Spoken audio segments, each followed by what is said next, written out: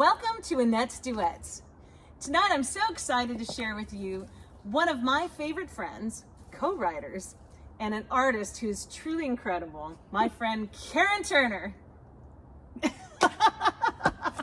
So Karen, okay, I know that's your reaction is you're like, oh no, here we are. But I'm telling you, I'm so excited to have you here. I've been dying to get you on this couch. So. Hi friends, it's Annette here. I've interrupted this intro to let you know that Karen and I shot this episode on the night of a full moon. Not only did lots of little things present fun challenges, but it was a particularly noisy night outside as well.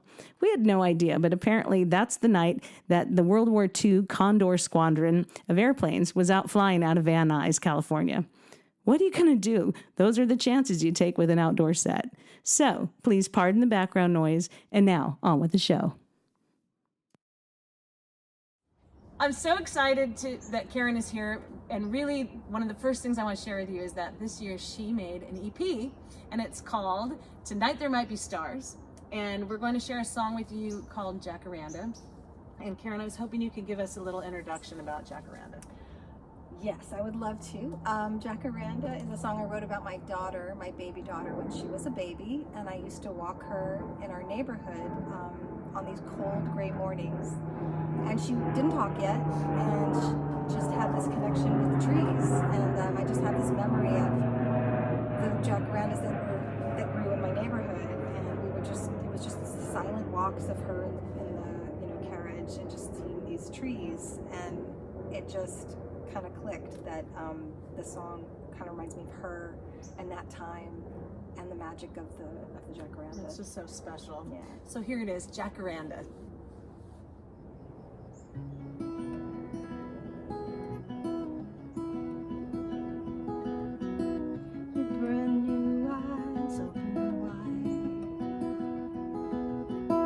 Reflecting trees for the very first time. Lavender leaves blanket this road. Trees holding hands over our souls. Violet clouds in your curling hair. We could fall asleep right there.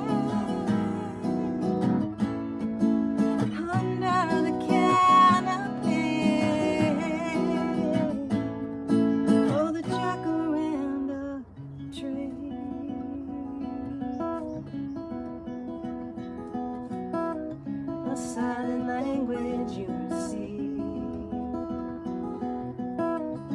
ancient mystic you may be. What did you read in those leaves? You talked to trees before a word was said to me. Violet clouds in your curling hair. Fall asleep right there under the canopy. Oh, the jacaranda tree.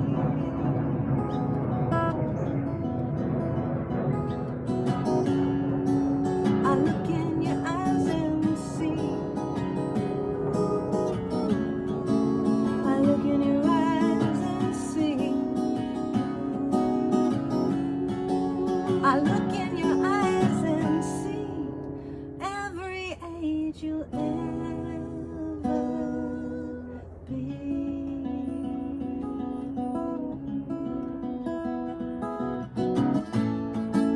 And now is your time to fly free. Already missing you when you're standing right in front of me. But I'll be waiting under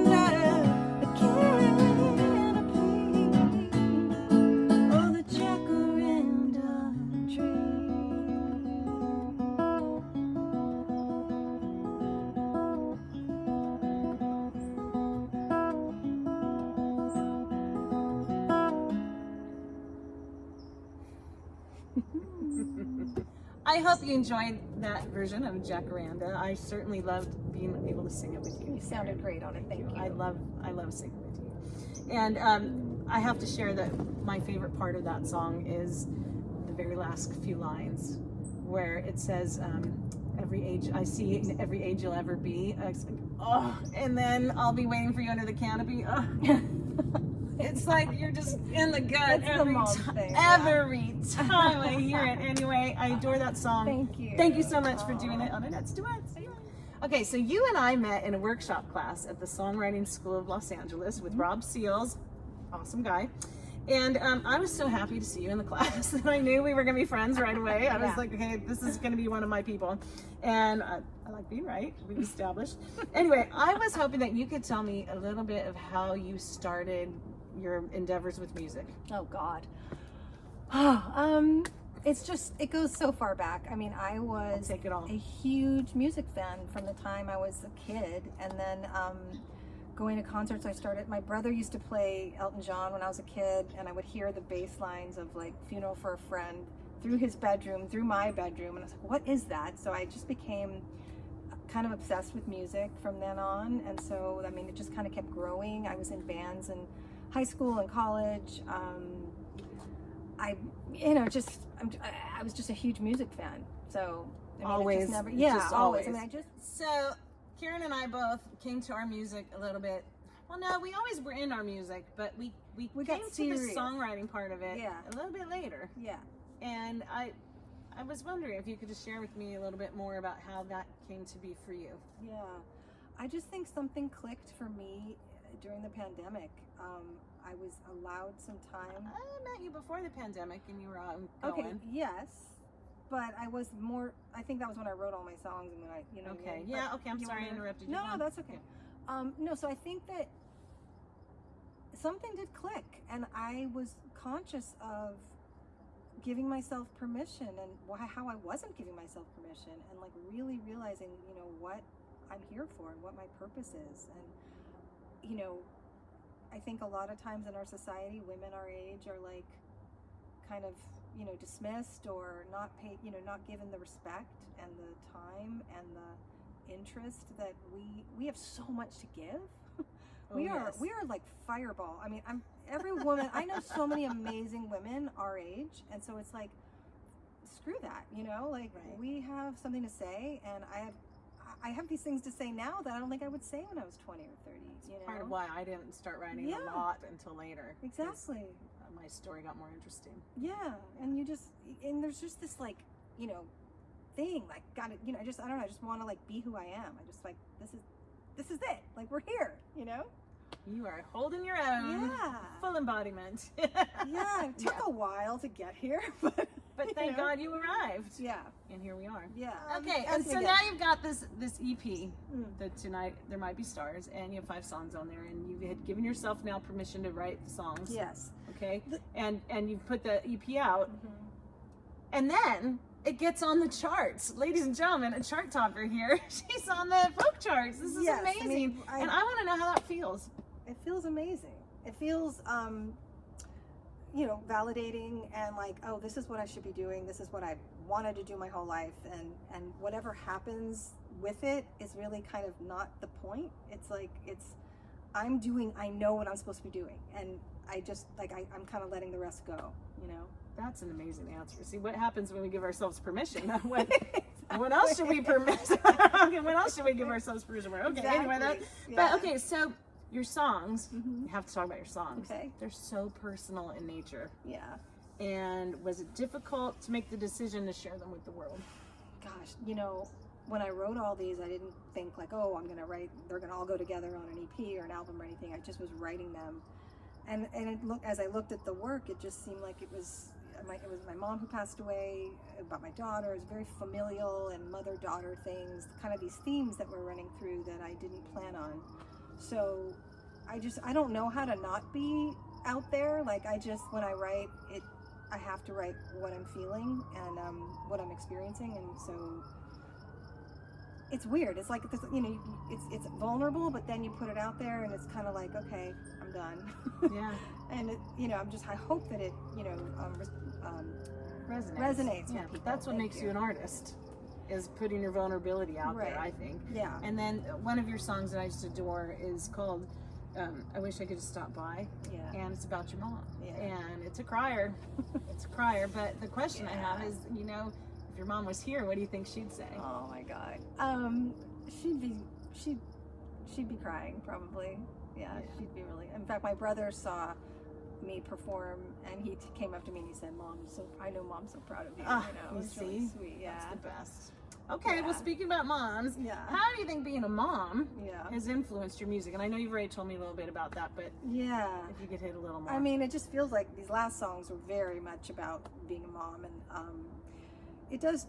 I'm so much more than a mom, you know. But wait, what was your question? I love it. Okay, see, when we're moms, you forget the question. The question was, how do you think being a mom influenced your writing? Oh my God. Well, my heart, I feel like, is my kids. So when I go to write, it feels like they're right there in the front, and kind of everything kind of comes out through them. It's like they're my heart. It's Beautiful. The only way to explain I think it. that's another song title. Just So I have to think of writing other songs too, but like, because I'd like to write other, you know, than about my kids. But of course. Yeah. Well, talking about your writing, one of your talents that I envy so much is your incredible imagery in your songs. Oh, thank you. Did you ever take writing? Did you study writing in school? Like, how are you so good at it? No, it's not fair. It was from I was from these classes, from Rob's classes. Okay. I remember like what I would do. I like poetry. I think I started to write. I just used to write poems in a way, and so I think that way. I think in images, and so. But I learned. I used to just like write just with images, and people were like, "What are you talking about?" You know. So I learned how to take the imagery and make it more personable and like, I guess, you know, not so behind my back. You know, like, you know what I mean? Not like so they have to think, what is she saying? Like I think I try to show and not tell. I mean, it's never easy, but you really have mastered it in your writing, and I just think that's incredible. And okay, now I know you're very versatile at the guitar and the piano, and I'm just curious, do you lend more to one versus the other when you're writing?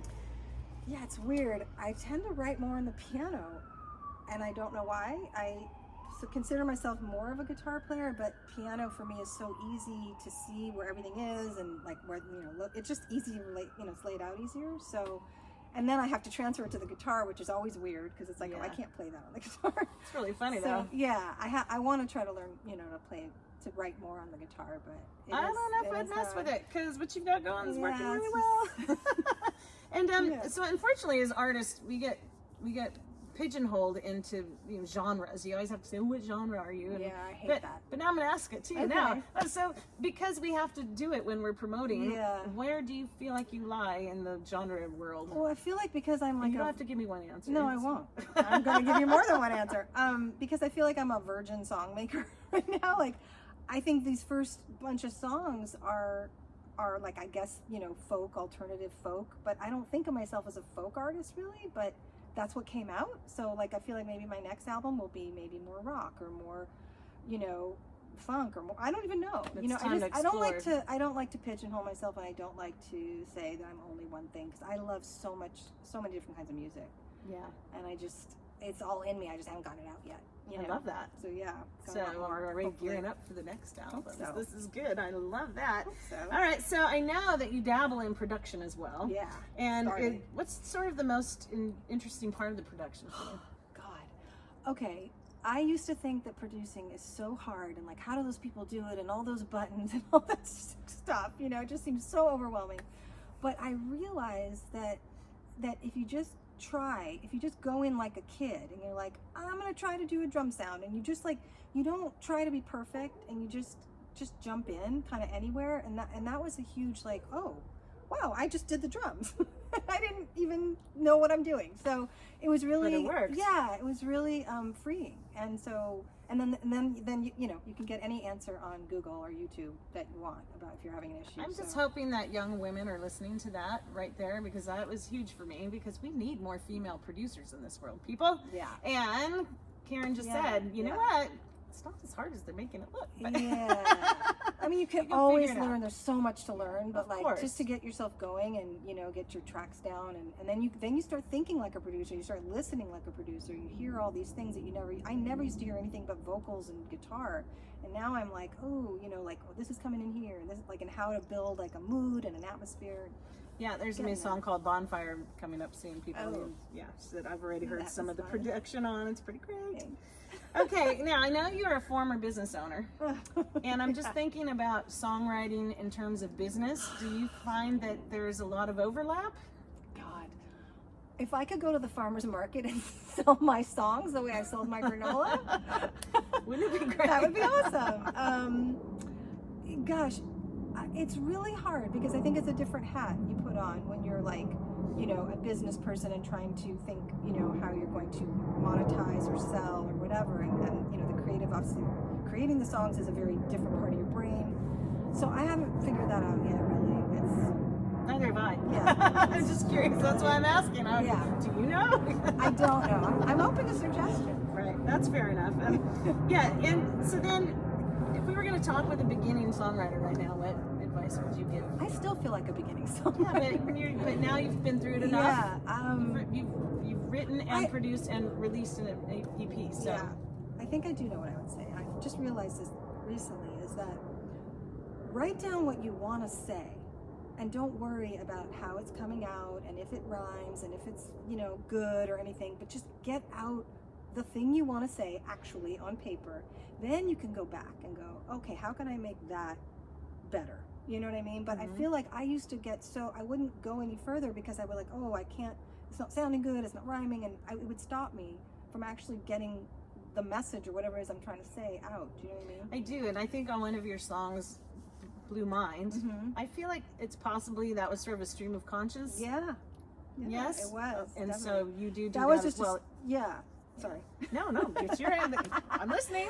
No, I did like an exercise, like a stream of consciousness writing once, and I was like, ooh, this is interesting. And then I just circled all the words that I thought were interesting, and then I just really wasn't that hard to turn that into a song. Yeah. So that's what I would, that's a great exercise to do, you know, just kind of see what interests you. See what interests you. Yeah. Lead you to your truth. Exactly. Somebody told us once. Yeah. Another song of yours that's on the EP is called If the World is Ending. Did I get that right? Yeah. And you wrote that during the pandemic. Yes. And when I listen to it, I still feel like it is like you wrote it yesterday. Did you have any idea that that song would be so relevant here 2 years later?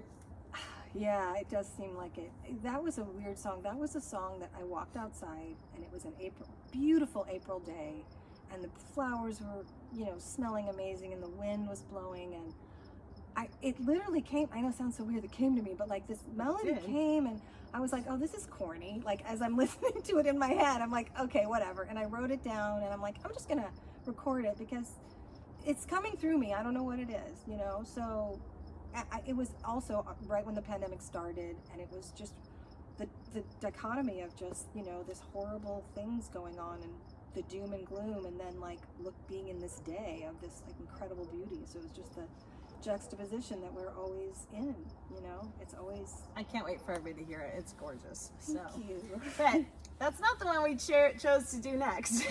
We chose to do one that you and I wrote as a co-write.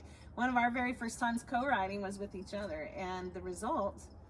Can you share so the song is called All the Answers. I loved it so much I put it on my Mama Proud album. And but I was hoping that you could sort of tell everybody how we fell onto it. Well, this one is like so easy to write with. I mean, I think we sat and we're like, oh good, keep going, yeah, and like it was just like, oh my god, we have a song. Yeah. Right? So we really jived on that, and we both, you know, were going through the same thing, you know, with our kids kind of growing up and trying to break that, you know, that let them go, let them do their thing, and they have to do life, you know, on their own. And here we are. And what do we do? And you know, we so just that don't have all the answers. we don't have all the answers. And there was our title. But they always have a home. They do. So here it I is. don't know. All the answers. I hope you enjoy. 3, 4.